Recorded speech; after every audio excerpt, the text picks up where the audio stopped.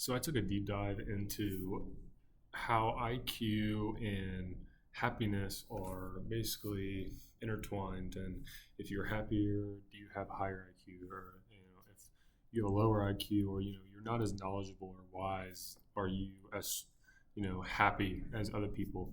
Um, on top of that, I also kind of took a little bit of a focus into disabilities and is being disabled, it is something like Down syndrome help, make you happier? Because I feel like every time I've always seen someone with Down syndrome, they always seem to be the happiest person in the room. And I'm just curious. The reason why I went to this is because I was curious as if is there a certain relation to those two? Um, so I'm going to go through a couple points for you. First step, I'm going to talk about just basically your character strengths and then how that attaches to your emotional intelligence. So some of the research that I did from Albion, which was an article written in 2021, it was found that people with intellectual disabilities, they can show traits such as like kindness, fairness, and then they had a large influx of hope. These all basically can reduce your challenging behavior and basically help you interact in a social setting. So when you go to the park or something like that, it doesn't make you shy away. So they were saying essentially from the article that people with disabilities don't necessarily shy away. I find that interesting. And it's also not just about their personality. They have a little bit of emotional intelligence, or a high level of emotional intelligence. They can understand and manage their emotions, and which is obviously a huge factor whenever understanding who you are and just your overall well-being. And a couple other articles, specifically one by Garcia Alvarez in 2020. He had stated that there is emotional intelligence can predict the psychological and personal growth. And that is on top of even better than academic intelligence. This means that being emotionally aware and may matter more for happiness than having high IQ. So you could have high IQ, but you may not know how to regulate your emotions, or you may have a low IQ. That doesn't also necessarily mean that you can regulate your emotions, but it does show that some people, most of the time, if you can regulate your emotional intelligence better than another person, you will see more than likely a higher or a better psychological and personal growth throughout your life. You will not necessarily get caught up on hooks while going through life. The stumps that stop you in the middle of the day typically are going to be something that you can kind of get past a little bit quicker. The second point would be, well-being, purpose, and autonomy. So basically how we experience our well-being is essentially what this is all about when it's tied to your meaning and autonomy. So typically whenever you talk about like your subjective well-being, it would be an article that was written by Cummins in 2020 says that well-being stays stable through a kind of homostasis. Basically, it is this baseline. So, you have your baseline, and we always are returning to that point, even during your tough times. So whenever we kind of discuss this in class, everybody's going to have a peak, and then you're always going to come back to this baseline on your x-axis. Even whenever you're going down into a tough time, it's always going to come back up at some point in time, meet into that level point. Basically, that's what we're saying is your homostasis. So how do we experience that is basically what this is. So Hamed in 2018 used a scale that is known as the CASP. The CASP scale is the child and adolescent scale of participation. So basically, how much does a child participate out whenever they go to the playground or whenever they go to school? Are they participating at all any differently than whenever they are at home? So it is basically that comparison of how they act at home and how they act outside of home. And Hamed used the scale to show things like autonomy, their control, and pleasure. Um, and he was able to find out that it's a high key in the quality of your life. So if you are able to understand that the way you act inside of school or adapt to the way you act outside of class or at home, if it's differently and you are able to understand and control yourself in that way, that you will have a better quality of life essentially. It's simply stating that it's basically about feeling good and having a purpose, whether it's your freedom or having the ability to grow. That's all what that essentially is. You want to be able to understand that you can control yourself outside of the home, um, which basically will gain you more freedom and your ability to grow throughout your life. My third point would be that intelligence matters. It does. But it's not the way that most people would really consider, or when they hear intelligence, it's not necessarily what you would think that means. So studies done by Hamed again and Wang in 2022, they found that there's a cognitive ability that can improve your life's satisfaction, not just in the present time, but over time, like as you grow. There's also done some other research that was done by Van Hoven and Coy in 2012 that can show that your individual IQ does not have any, I mean, it has a little bit, but it has very little effect on how happy you are. So simply stating, just because you are the smartest person in the room does not mean you're the happiest. But it also doesn't saying that just because you have no IQ or you're low IQ doesn't affect your happiness, and it doesn't mean you're going to be the happiest person in the room. All it's saying is that there is literally no correlation between how smart or dumb you are and how happy you are, which I thought was completely odd. I thought the complete difference when I went to this hypothesis.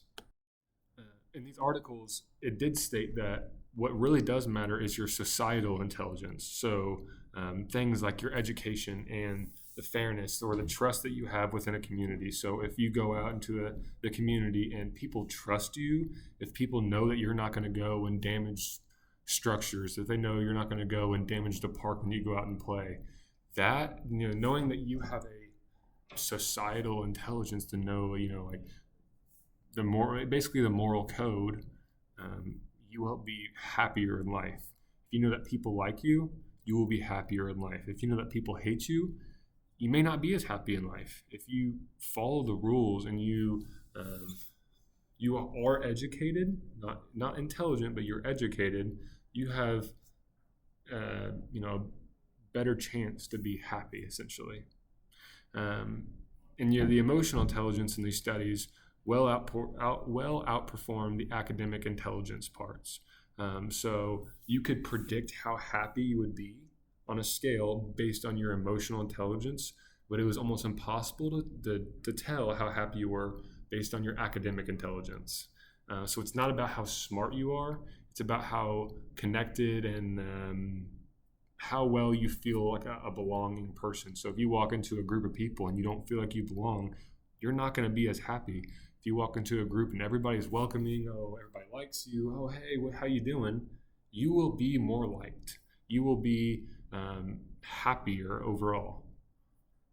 And then my fourth point is going to be talking about resilience and thriving. So basically, if something happens in your life, how are you going to bounce back and grow? And does that make you happier? Or, if you have to bounce back and grow all the time, is it going to make you not as happy?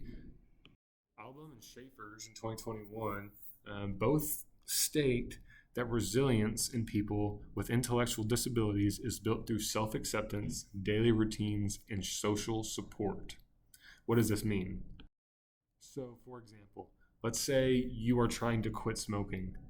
You have to have a resilience to be able to stop smoking, especially whenever somebody's been smoking and is an addict for a long time. There has to be a high level of resilience to be able to stop and be happier. So there's 3 levels. The self-acceptance, you have to accept that, I'm a smoker, okay? This is something I have to stop. Then there's also got to be the daily routine. You got to make sure that whenever you wake up, you drink your water or drink your coffee, and you stay away from the cigarettes. You don't go and buy. You don't go to the gas station at 6 a.m. the first thing in the morning and go buy a pack of cigarettes. You have to change your daily routine, and you also have to have a social support. So social support, making sure that somebody's checking in. Hey, how you doing today? Are you feeling all right? How's the recovery going? That kind of stuff. You have to have all three to be able to show your resilience, to be able to create resilience, and then you move into the part of thriving. Um, the part for thriving, there's an additional part in that. So there's a level of socioeconomic status that really does play a role. Wu and Chang in 2022, they showed that people perceive their status can directly tell how satisfied they are in life. If they are someone that's very popular, this goes both ways. Someone can be very satisfied if they're popular. People can also be dissatisfied if they're popular, depending on how their brain works. I couldn't find a current study that goes into why that is, but it would just be their socioeconomic status. So, okay, my parents like me. Oh, my parents' friends like me. Oh, I have lots of friends at school. That will determine how happy or unhappy you are. Not necessarily going back to the academic part, not necessarily, you could be the smartest person in the world, but have no friends, and you're not necessarily going to be happy. And the thriving was what people would consider a positive development, essentially.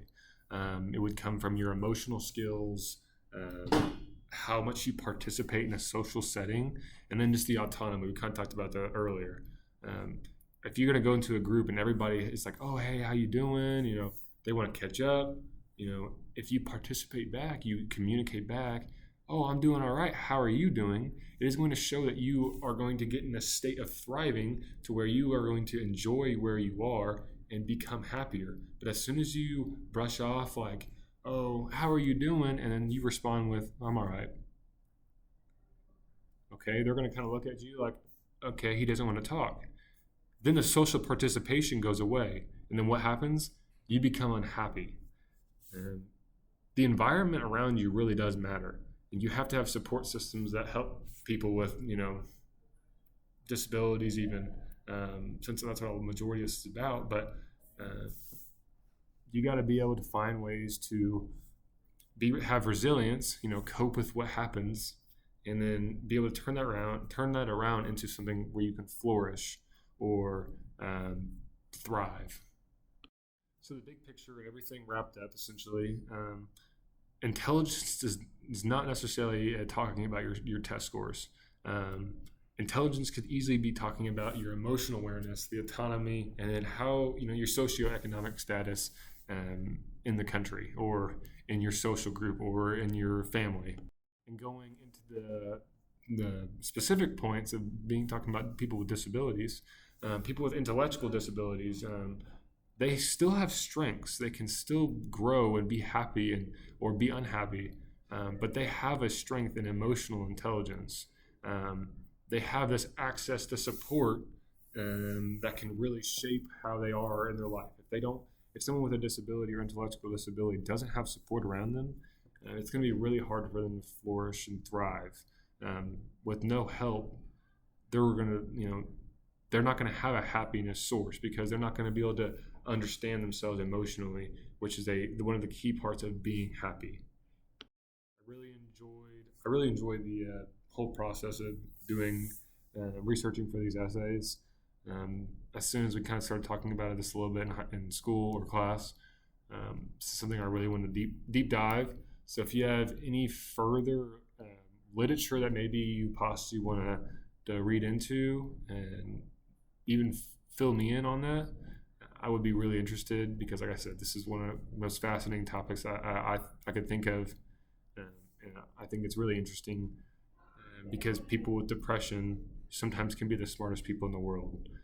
I often see that chess players that's some of the most unhappy people in the world, and even the young people look like they're 80 years old because of just the unhappiness in their life. All they do is just play chess, but sometimes they're the smartest people in the world. So it's just fascinating to me.